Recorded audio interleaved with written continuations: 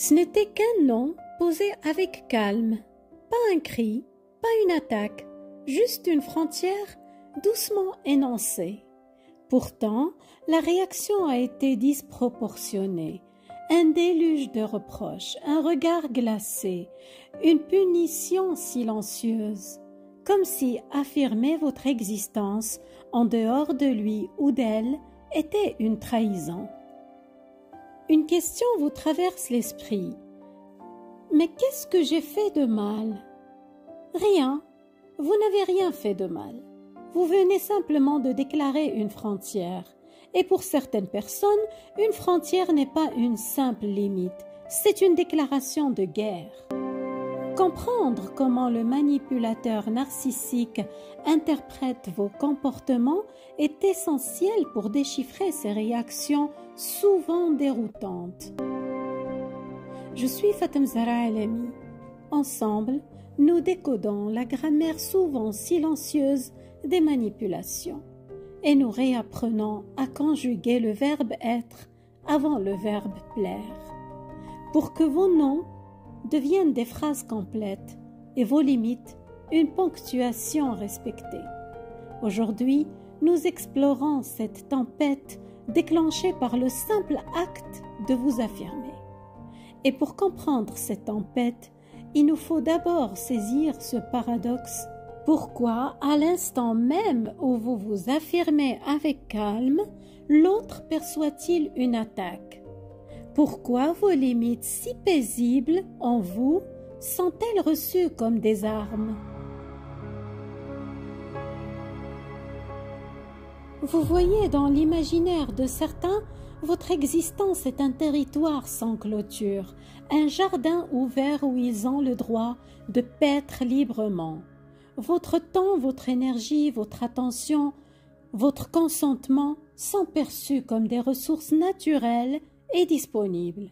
Vous dites non, vous exprimez vos besoins, vous refusez une demande qui ne vous convient pas.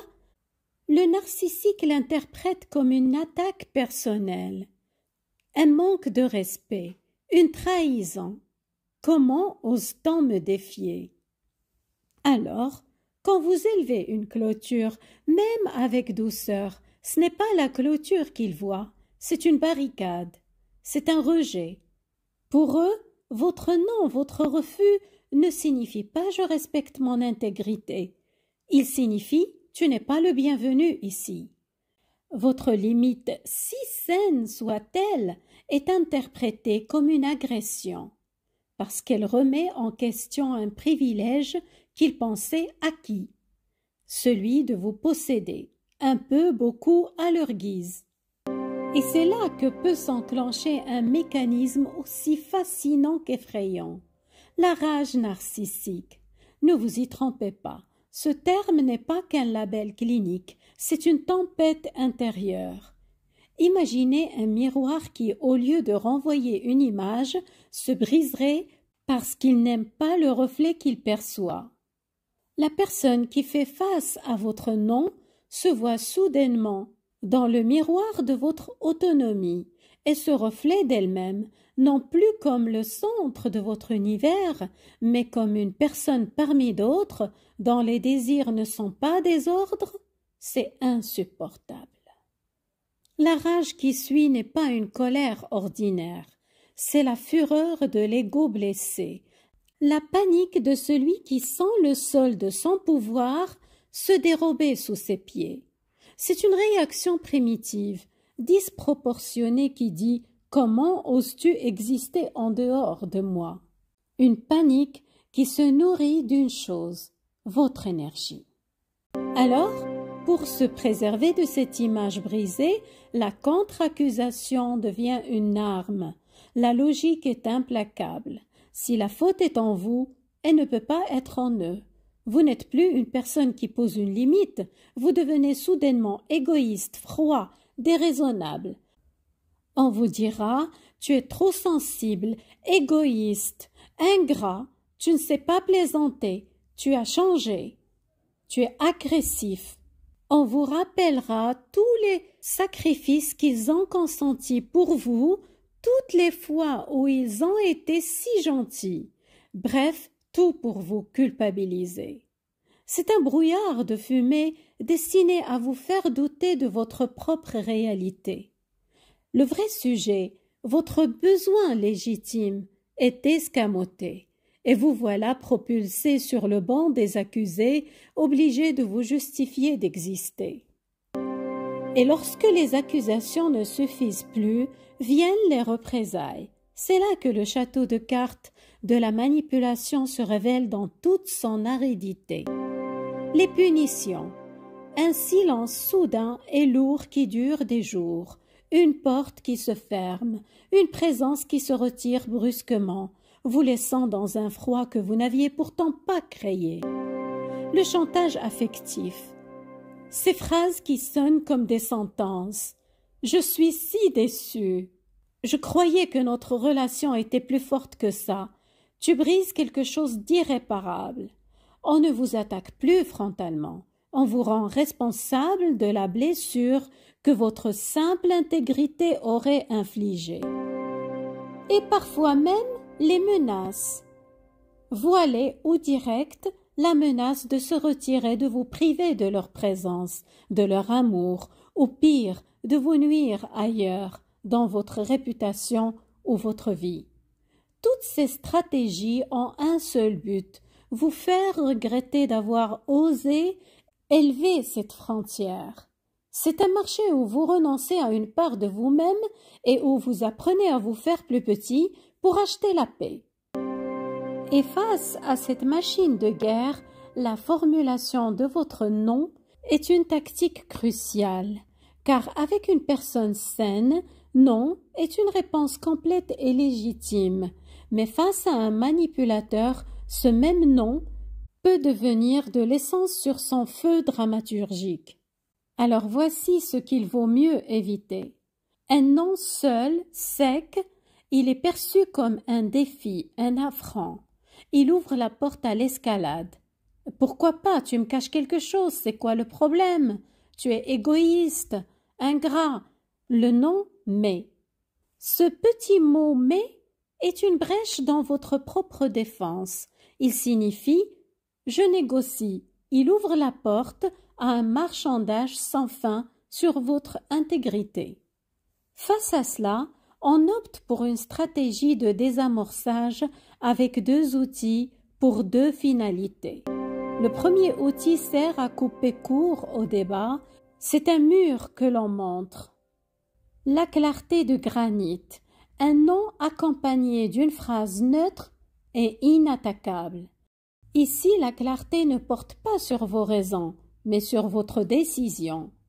Elle est ferme, sans ouverture. Des phrases comme « non, ça ne me convient pas » ou « non, je ne suis pas disponible » agissent comme un rocher lisse. Leur but est de désarmer l'argumentation en refusant tout débat sur le fond. Vous ne justifiez pas pourquoi ça ne convient pas. Vous l'énoncez comme un fait. C'est la clarté de la position, pas celle des explications. Et le deuxième outil, pour éviter de nourrir le drame, c'est un brouillard dans lequel on se retire, le flou stratégique, des réponses qui privent de carburant émotionnel. Parfois la clarté même de votre nom est une cible. Dans ce cas, on utilise un brouillard tactique. Il ne s'agit pas de mentir, mais de se rendre inopposable. Des réponses comme « je verrai en fonction de mon emploi du temps » ou un simple « c'est comme ça » permettent de désengager le conflit sans offrir de prise. Leur but est de tarir le drame en ne fournissant aucune émotion, aucune résistance à exploiter. Il s'agit là d'une boîte à outils où l'on choisit l'outil en fonction de la tactique de l'autre. La différence est là. Poser une limite, c'est soit délimiter un jardin avec les gens normaux, une simple frontière respectée, soit désamorcer une bombe avec les narcissiques, un acte de précision qui utilise soit la pince du nom clair pour couper le fil principal, soit le brouillard du flou pour rendre la bombe humide et inexplosible. C'est cette deuxième compétence que nous devons développer avec les narcissiques. Maintenant, comment tenir bon quand le ciel vous tombe sur la tête pour un simple non? Comment ne pas plier quand le prix à payer pour votre non est si lourd? La clé n'est pas dans la bataille, mais dans la forteresse. Elle est en vous. Premièrement, ancrez-vous dans votre légitimité. Votre limite n'est pas une opinion, c'est un fait. Je ne peux pas, je ne veux pas, c'est ainsi. On ne négocie pas avec un besoin comme on négocie le prix d'une table à un marché aux puces. Deuxièmement, ne vous engagez pas dans le débat sur le fond. Vous n'avez pas à prouver que votre fatigue est assez fatigante ou que votre temps est assez précieux. Refusez le jeu des justifications sans fin. Vous pouvez dire « Je comprends que cela te déçoive et ma décision est prise ». La compassion pour leur déception n'annule pas votre fermeté. Enfin, observez la tempête depuis votre abri intérieur. Laissez les accusations, la colère et le chantage émotionnel passer comme un orage à l'extérieur de votre maison. Vous n'êtes pas responsable de leur tempête. Vous êtes seulement responsable de la solidité de vos propres fondations. Concrètement, à quoi cela ressemble-t-il? Par exemple, dire non à une invitation qui vous épuise. Merci pour cette invitation, je ne pourrai pas être présent. Point. Pas de désolé qui trahit votre légitimité. Fixez une règle avec un collègue envahissant. J'ai besoin de me concentrer sur ce dossier en solo pendant la prochaine heure. Peux-tu, s'il te plaît, venir me voir après 16 heures? Dans chaque cas, la phrase est simple, claire et dénuée d'agressivité. Elle est un rappel doux et ferme que vous habitez votre propre territoire. Et si cette simple déclaration suffit à déclencher un conflit, souvenez-vous, vous n'avez pas allumé l'incendie.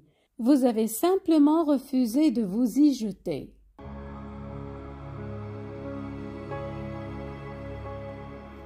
Continuez de tracer vos limites d'une encre aussi indélébile que votre valeur. Même si l'on vous dit que vous dessinez des prisons, vous êtes en train de bâtir les remparts de votre palais intérieur. Un palais où la paix un jour sonnera plus fort que toutes les tempêtes. C'est le plus silencieux et le plus radical des soulèvements. Poser une limite, c'est cesser d'être le personnage secondaire de l'histoire de quelqu'un pour devenir le héros de la vôtre. C'est un acte de courage qui parfois fait du bruit, un bruit qui n'est autre que le son des vieilles structures de contrôle qui tremblent. Alors, souvenez-vous que chaque non posé avec justesse est une graine de liberté, une graine que vous plantez dans le jardin de votre âme. Elle peut mettre du temps à germer, à traverser la terre froide du doute et des représailles, mais un jour, elle fleurira. Et cette fleur, c'est le respect de vous-même qui s'épanouit enfin, sans permission. Vos frontières ne sont pas des murs qui vous isolent, mais des berges sacrées qui permettent au fleuve de votre être de couler libre et entier. Votre nom n'est pas une rupture de l'amour, mais la condition de son authenticité. Ce n'est pas une fin, mais le commencement du respect. L'autre peut choisir de ne pas l'entendre, mais vous aurez choisi de le prononcer. Et dans ce choix réside la plus belle des victoires, celle de rester fidèle à la musique de votre propre existence, même en plein orchestre du chaos. Prenez soin de vous.